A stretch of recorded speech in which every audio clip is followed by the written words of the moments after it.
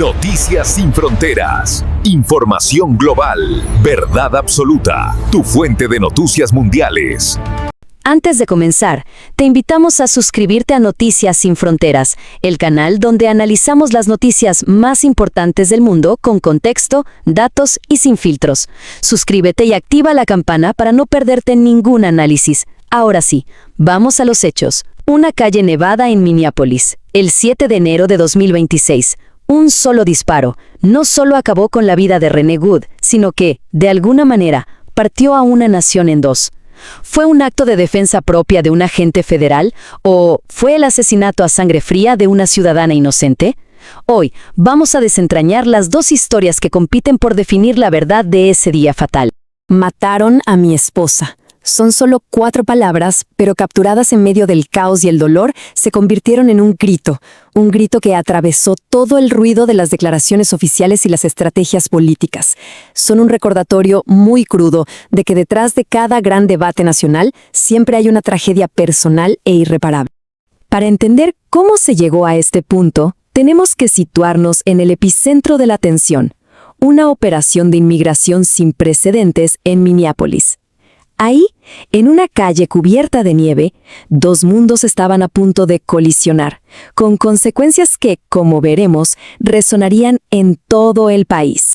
Pero, a ver, ¿quién era Renee Good? Es importante entender esto. No era una figura política, tampoco una activista. Era una madre de 3 hijos, poeta, escritora.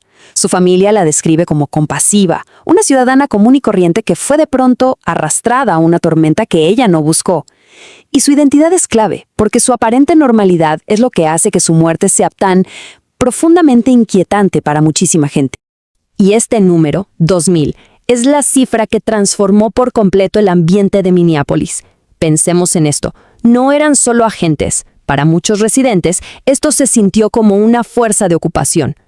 El mayor operativo migratorio en la historia de Estados Unidos no solo buscaba inmigrantes, lo que hizo fue sembrar un estado de miedo y vigilancia que se convirtió sin duda en el caldo de cultivo perfecto para la tragedia. Bien, en las horas que siguieron al disparo, el gobierno federal no perdió ni un segundo en construir su versión de los hechos. Vamos a analizar la narrativa oficial, una historia que, como veremos, fue diseñada para ser clara, contundente y difundida desde la mismísima cúpula del poder. Antes de continuar con esta noticia, una información importante para nuestra audiencia. Muchas personas sufren molestias urinarias frecuentes, sensación de ardor o irritación, y un suplemento natural que ha ganado atención es Uticarin. Uticarin está diseñado para apoyar la salud del tracto urinario y la vejiga, combinando ingredientes como arándanos ricos en proantocianidinas e hibisco, que ayudan a mantener la limpieza y la resistencia del sistema urinario. Como siempre, es importante consultar a un médico, especialmente en casos de infecciones urinarias recurrentes. Encuentra más información en el enlace que dejamos en la descripción del video. Retomamos el análisis. La primera pieza del rompecabezas oficial fue una etiqueta explosiva: terrorismo doméstico. Miren, no fue una elección al azar. Usar este término transforma a una víctima en una amenaza y a un posible error en un acto de defensa nacional. Fue sin duda el movimiento que buscaba ganar la guerra de la opinión pública antes de que la batalla siquiera comenzara. El corazón de la defensa federal se resume en una sola idea: que Renee Good usó su coche como un arma. Según esta versión, el agente no fue un agresor, sino un sobreviviente que disparó por pura necesidad, porque estaba enfrentando una amenaza que era mortal e inminente. Y para que no quedara ni la menor duda, la narrativa recibió el sello de aprobación más alto posible. Con estas palabras, el entonces presidente Trump no solo validó la historia del agente, sino que le añadió adjetivos: violenta, deliberada y cruel, diseñados para pintar a Renee Good como una villana, prácticamente sin redención. Pero mientras la versión oficial se consolidaba en Washington, otra historia completamente distinta comenzaba a emerger desde las calles congeladas de Minneapolis. Una historia construida no con comunicados de prensa, sino con algo mucho más difícil de controlar: los ojos de los testigos y el lente supuestamente imparcial de una cámara. Y es justo aquí donde las dos realidades chocan de frente. La versión oficial habla de un ataque, de un coche usado como si fuera un misil. Pero los videos y los testigos pintan un cuadro de caos, órdenes contradictorias, un vehículo que parece estar intentando escapar, no embestir. Ojo, no son pequeñas discrepancias, son dos universos paralelos describiendo el mismo instante.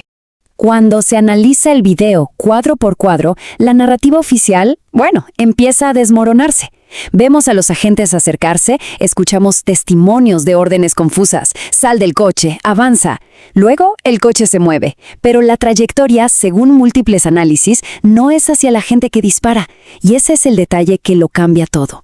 Porque si no había un peligro inminente, ¿por qué se apretó el gatillo? Este choque de narrativas, como era de esperar, no podía contenerse en la escena del crimen. Se convirtió en una tormenta política, enfrentando a los líderes de Minnesota que confiaban en lo que veían sus ojos contra el poder monolítico del gobierno federal. El alcalde de Minneapolis, Jacob Frey, fue el primero en lanzar un misil verbal. Usando una palabra que rara vez se escucha en la diplomacia política, calificó la versión federal de patraña. Y esto no fue solo una declaración, fue una declaración de guerra contra la narrativa oficial, y encendió la mecha del conflicto. El gobernador Tim Walz fue incluso más allá. Para él, la muerte de Renee Good no fue un accidente, sino el resultado predecible de una estrategia deliberada. Acusó directamente al gobierno federal de practicar una gobernanza diseñada para generar miedo, sugiriendo que el caos y el conflicto no eran un efecto secundario, sino el objetivo mismo de la operación. Pero la batalla por la narrativa pública pronto se convirtió en algo, si se quiere, más siniestro, una lucha por el control de la verdad misma. Cuando llegó el momento de investigar, la cooperación simplemente se evaporó, dando paso a acusaciones de encubrimiento y obstrucción desde las más altas esferas. Y este fue el momento en que la puerta a una investigación transparente parece que se cerró de golpe. El plan inicial de cooperación entre el FBI y las autoridades de Minnesota fue dinamitado. El FBI tomó el control exclusivo, bloqueó el acceso a la evidencia y dejó a los investigadores locales básicamente con las manos atadas. Para Minnesota, la búsqueda de justicia se había vuelto, en sus propias palabras, casi imposible. Y así, el caso quedó atrapado en un punto muerto, un punto irresoluble. Dos versiones de la verdad, una respaldada por todo el poder federal y la otra por la evidencia visual, mirándose fijamente sin ceder un milímetro. La justicia para Renee Good quedó suspendida en el abismo entre estas dos realidades que parecen irreconciliables. En resumen, esta tragedia es un espejo de un país dividido. Por un lado, la historia de un héroe defendiendo la ley contra una amenaza terrorista. Por el otro, la de un sistema que abusa de su poder y causa una muerte que pudo ser evitada. Son dos mundos opuestos, coexistiendo de forma muy dolorosa en una sola y fracturada realidad. Al final, el caso de Renee Good nos deja con una pregunta que va mucho más allá de la culpa o la inocencia. En un mundo saturado de imágenes, donde la evidencia visual puede ser negada por el poder, la verdadera pregunta no es en quién confiamos, sino ¿qué hacemos cuando la verdad está a la vista de todos, pero el sistema se niega a verla? Si quieres entender lo que realmente ocurre en el mundo, más allá de los titulares, suscríbete ahora a Noticias Sin Fronteras. Activa la campana, comparte este video y forma parte de una comunidad informada, crítica y sin fronteras. En una calle en Nevada de Minneapolis, ocurre un tiroteo fatal. Sí. El gobierno federal lo califica de terrorismo doméstico. Pero el alcalde de la ciudad responde que esa versión es, y esta es la palabra que usó, basura. Hoy vamos a analizar a fondo qué fue lo que sucedió realmente. Es una de esas historias donde los hechos iniciales, los que todos aceptan, son muy pocos. Una mujer muerta, un agente federal que disparó, y creo que eso es casi lo único en lo que hay acuerdo. A partir de ahí, todo se fractura. Exacto. Estamos hablando de la muerte de Renee Nicole Good, una ciudadana de 37 años, el 7 de enero de 2026. Murió a manos de un agente de ICE, del Servicio de Inmigración y Control de Aduanas. Y esa fractura, esa ruptura, es precisamente lo que vamos a analizar. Porque esto va mucho más allá de un simple tiroteo. Lo que revelan los documentos es un choque de narrativas pero tan fundamental, que pone en jaque la idea misma de una verdad compartida.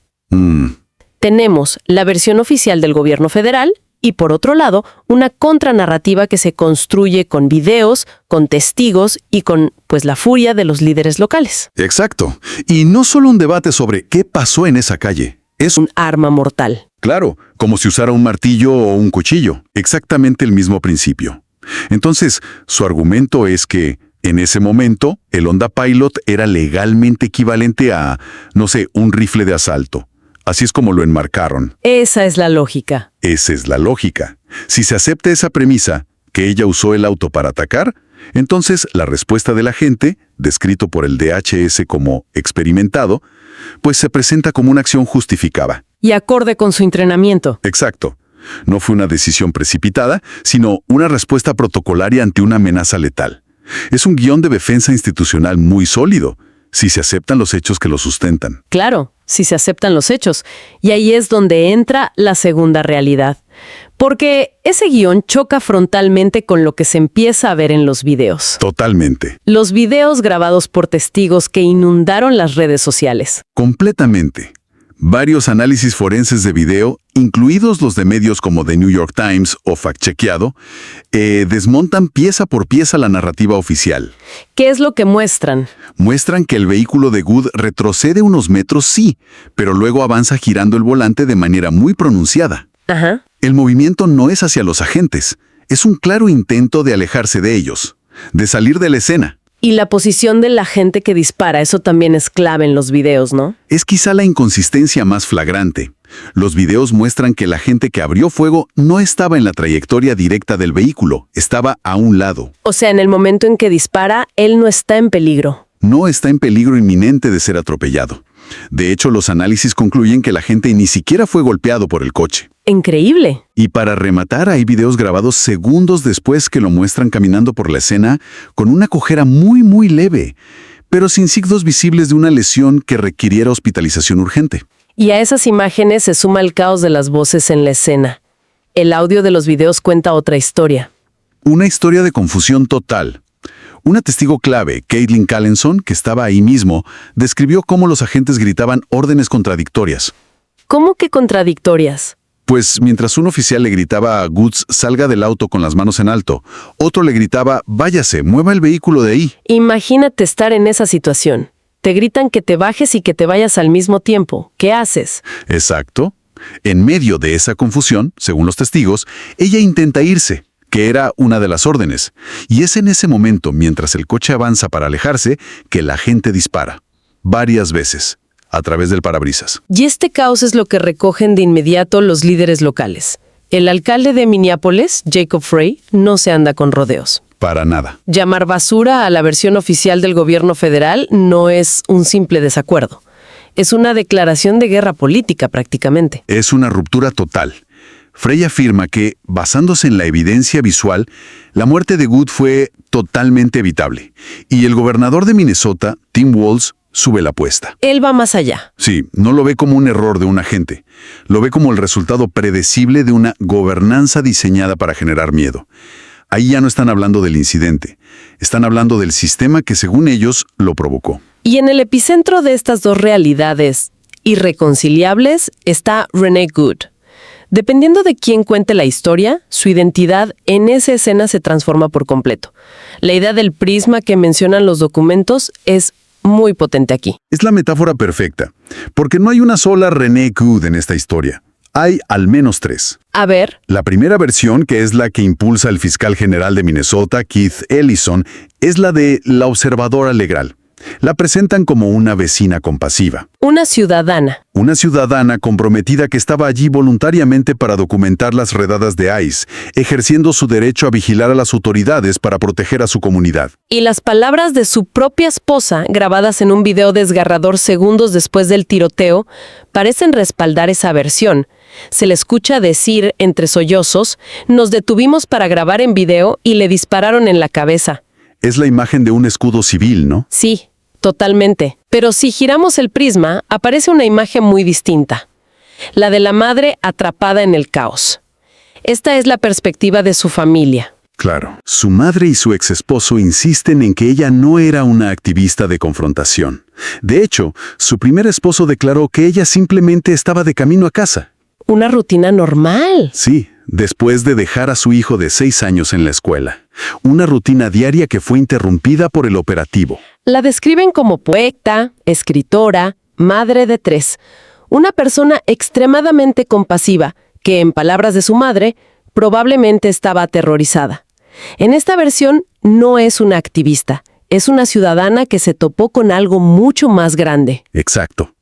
Y luego giramos el prisma una vez más. Y tenemos la tercera versión, la del gobierno federal. La agresora. Para el DHS y el presidente Trump, ella es la agresora, la terrorista doméstica, la agitadora profesional. La secretaria Noem incluso afirmó que Gutenberg había estado acechando a los agentes todo el día. Una amenaza activa. Observadora, madre o agresora. Es increíble cómo 3 realidades tan distintas pueden describir a la misma persona en el mismo instante. Y esta batalla por definir quién era Renee Good se trasladó de inmediato de la calle a las oficinas de investigación. Y ahí es donde la fractura se vuelve institucional. Sí. Porque la desconfianza que vimos en las declaraciones públicas se materializó en una batalla jurisdiccional por el control de la investigación. Al principio, parecía que se seguiría el procedimiento estándar. Una investigación conjunta. Sí, se acordó una investigación conjunta entre la agencia estatal, la Oficina de Aprehensión Criminal de Minnesota, la DCA, y el FBI. Un acuerdo que duró, ¿qué? ¿Unas horas? Prácticamente nada. De la noche que ya operaban en Minnesota, continuarían su misión. Sino que podían ser más. Sino que el número podría incluso aumentar. El mensaje era de fuerza, no de conciliación. Y no se limitó a Minnesota. Usó este incidente como una especie de trampolín para expandir estas tácticas a otros lugares. Precisamente. Días después, anunció la Operación Salvo, una nueva iniciativa para incrementar masivamente la presencia de agentes de ICE en la ciudad de Nueva York. O sea que el tiroteo en Minneapolis se convirtió en la justificación. Sí, para una escalada a nivel nacional. Era una demostración de poder. Entonces, en lugar de calmar las cosas, la respuesta del gobierno federal provocó una reacción civil aún mayor. Es una dinámica de acción-reacción casi perfecta. Perfecta y explosiva. Lo que empezó como una protesta local en Minneapolis se transformó en cuestión de días en un movimiento nacional. Vimos manifestaciones masivas en Chicago, Nueva York, Washington, D.C., Seattle, Los Ángeles, Portland. En todas partes. La lista es larguísima. La muerte de Renee Good se convirtió en un símbolo. Y lo fascinante que señalan los documentos es cómo evolucionó esa respuesta social. No fueron solo las protestas que ya habíamos visto en otras ocasiones. Algo cambió, ¿no? Sí. Ocurrieron 2 cosas muy interesantes. Primero, una unificación de causas. Organizaciones de derechos humanos como Amnistía Internacional y grupos de defensa de la comunidad LGTBTQ+, como Human Rights Campaign, se unieron a las protestas. Ah, claro. Hicieron hincapié en que Renee Good era parte de la comunidad LGBTQ+, y lograron conectar la lucha por los derechos de los inmigrantes con la lucha por los derechos de su propia comunidad, creando una coalición más amplia y diversa. Y lo segundo fue un cambio de táctica, de la protesta a la acción directa. Exacto. El movimiento pasó de la protesta reactiva a la vigilancia proactiva. Inspirados por la idea de Good como una observadora, miles de voluntarios en todo el país se organizaron para formar redes de observadores constitucionales. ¿Y qué hacían? Su objetivo era simple: monitorear, documentar y transmitir en tiempo real las redadas de ICE en sus comunidades, buscando con su presencia prevenir abusos. Mientras todo esto explotaba a nivel nacional, ¿qué pasaba en Minneapolis? El impacto allí debió ser directo e inmediato. Absolutamente. La ciudad quedó paralizada por la tensión. El impacto más claro fue que las escuelas públicas de Minneapolis tomaron la decisión de cancelar todas las clases por el resto de la semana. Cerrar todo un sistema escolar es una medida drástica. ¿Qué los llevó a eso? Fue la consecuencia directa de un enfrentamiento que ocurrió en la escuela secundaria Roosevelt. ¿En una escuela? Sí. Según múltiples informes, agentes de la patrulla fronteriza, que apoyaban a ICE, entraron al campus y terminaron usando gas pimienta contra estudiantes que protestaban. No puede ser. Incluso se reportó que esposaron a miembros del personal de la escuela. En ese punto, la crisis ya no estaba en las calles, había entrado a las aulas. La seguridad de los niños no podía garantizarse. Entonces, si damos un paso atrás y miramos el cuadro completo, ¿qué nos dice todo esto? Tenemos un evento trágico, la muerte de una persona, que se ve a través de 2 lentes tan distintos que parecen describir 2 universos paralelos. Ese es el núcleo del conflicto. No es solo una disputa sobre los hechos, como si el coche se movió a la derecha o a la izquierda. Es una disputa sobre la realidad misma. Sí, Por un lado, la realidad de la seguridad nacional, el orden y la ley. Por otro, la realidad de la vigilancia comunitaria, el miedo y la brutalidad percibida. Y esa brecha entre realidades creó una fractura política y social profundísima. y lo peligroso de esa fractura es que parece alimentarse a sí misma. Totalmente. Se crea un ciclo de retroalimentación muy tóxico. El gobierno federal utiliza el conflicto y las protestas como justificación para desplegar más agentes. Argumentando que son necesarios para restaurar el orden. Claro, pero la comunidad no percibe a esos agentes como una fuente de orden, sino como la fuente original de la violencia y el miedo. Entonces, esa mayor presencia solo genera más desconfianza. Y más protestas, lo que a su vez es usado por el gobierno para justificar aún más presencia federal. Es un círculo vicioso. Un ciclo sin fin. El análisis de los hechos revela un ciclo donde la presencia federal se justifica por el conflicto que esta misma parece generar. Esto plantea una pregunta fundamental que va más allá de este caso. En un contexto de desconfianza total entre la comunidad y las autoridades, ¿en qué punto la búsqueda de seguridad termina por generar una mayor sensación de inseguridad? Una pregunta que se queda flotando, sobre todo porque los documentos sugieren que cada bando sentía que su reacción era la única lógica y justificada desde su propia perspectiva. Nadie se veía a sí mismo como el que creaba la inseguridad. Y esa es quizás la parte más inquietante de toda esta historia. ¿Cuidas la salud de tu tracto urinario? Uticarin, el suplemento dietético con múltiples ingredientes naturales que favorecen tu bienestar. Es hora de sentirte mejor, más saludable y en control. Haz clic en el enlace de la descripción y cuida de tu bienestar hoy mismo. Suscríbete a Noticias Sin Fronteras para estar siempre informado de los últimos acontecimientos. No olvides dejar tu comentario y ser parte de la conversación. Tu opinión es importante para nosotros.